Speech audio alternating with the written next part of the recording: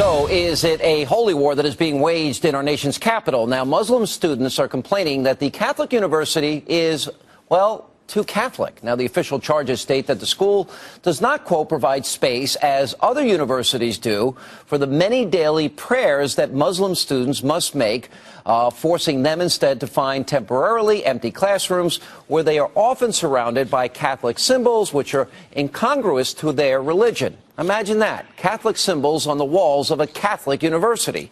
Now, a university spokesman responded to the charges by insisting that, quote, our faithfulness to our Catholic tradition has also made us a welcome home to students of other religions. Now, no students have registered complaints about the exercise of their religions on our campus. We have not seen any legal filing and will respond to them if we do. Now, the D.C. Office of Human Rights is now investigating the charges. But is this what our nation has now come to? A private Catholic university doesn't even have the right to be Catholic anymore? Joining me with reaction from the American Center for Law and Justice, Jay Sekulow, and independent Muslim activist, former director of the Human Rights Department of the Muslim American Society Freedom, Ibrahim Rami is with us. Ibrahim, let me start with you. All right, this is a private college, Catholic college. It is. They accept Muslim students. Yes. They accept people of other faiths. In their classrooms, they have a crucifix, which shouldn't surprise anybody. I went to Catholic schools for 12 years. In their schools, they have pictures of Jesus. Tell me what the problem here is. Well, the issue really isn't the iconography of Jesus or crucifixes in the classroom. There are really two questions, and one is whether or not Muslim students can be accommodated in terms of a place to pray that is at a Catholic university. They've got to accommodate Islam at a private Catholic university. How about this? How about if they don't like the traditions of the school, and the school is generous enough to let people in of other faiths, how about if you want to pray, close your eyes and pray? And if you want to pray, how about looking at Georgetown University just across the city, Sean? Sean, it's not a question of the right of the university to be Catholic. Absolutely, it is a Catholic university. The question is if it is reasonably accommodating to other people. I'm going to go to Saudi Arabia. I'm going to go to Saudi Arabia tomorrow, and you know what I'm going to do? I'm going to walk into a mosque and say, "Can I have a private room to put up a picture of Jesus and a cross?" Will that work out for me in Saudi Arabia or any Muslim country? Not too good. Hey, we're having a conversation about America, Sean. Don't get it twisted. Well, if we're going to have a conversation about America, let's have a conversation about the Constitution of the United States.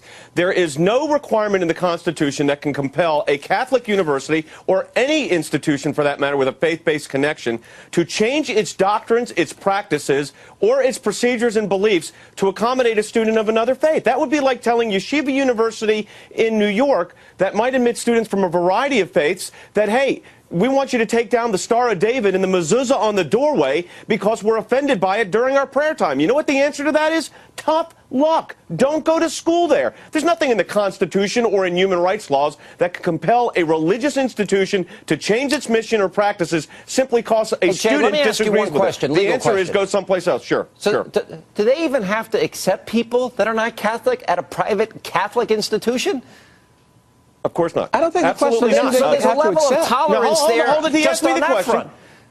Of course, they could actually say that you have to subscribe to a mission statement in order to attend our university, which would be in compliance with Catholic teaching and Catholic doctrine. They have the right to say that. Here, you know what's basically happening? Catholic University is being penalized by the Muslim student groups because they're being compliant. Absolutely they're actually allowing students of other... Hold it. Yes, it is. Because give me a legal basis under the Constitution where you can compel that university to take that crucifix down. Tell me where it is.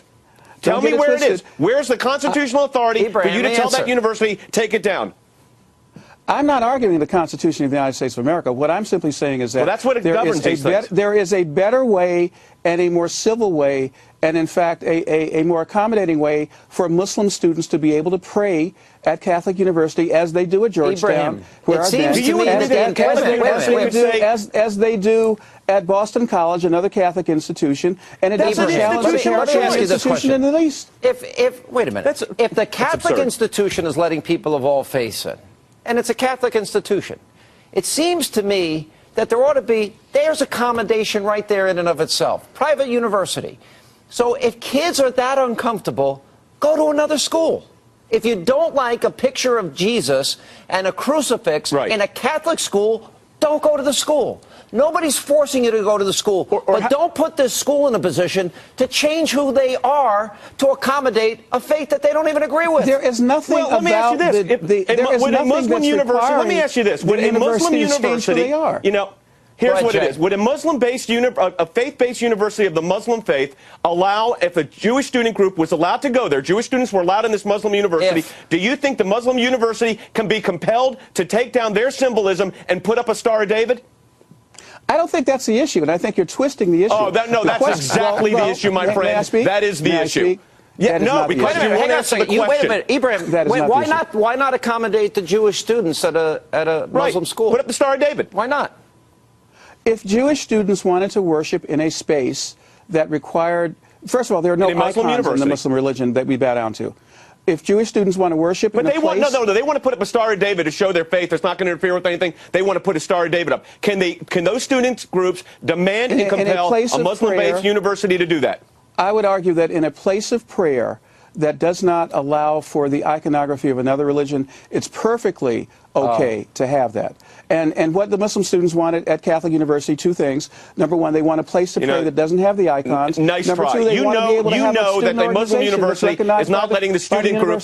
First of all, the Muslim university is not going to let the Jewish students in. But if they did, you can bet. I can assure you they're not putting a Star of David on the... Will you name one where they are?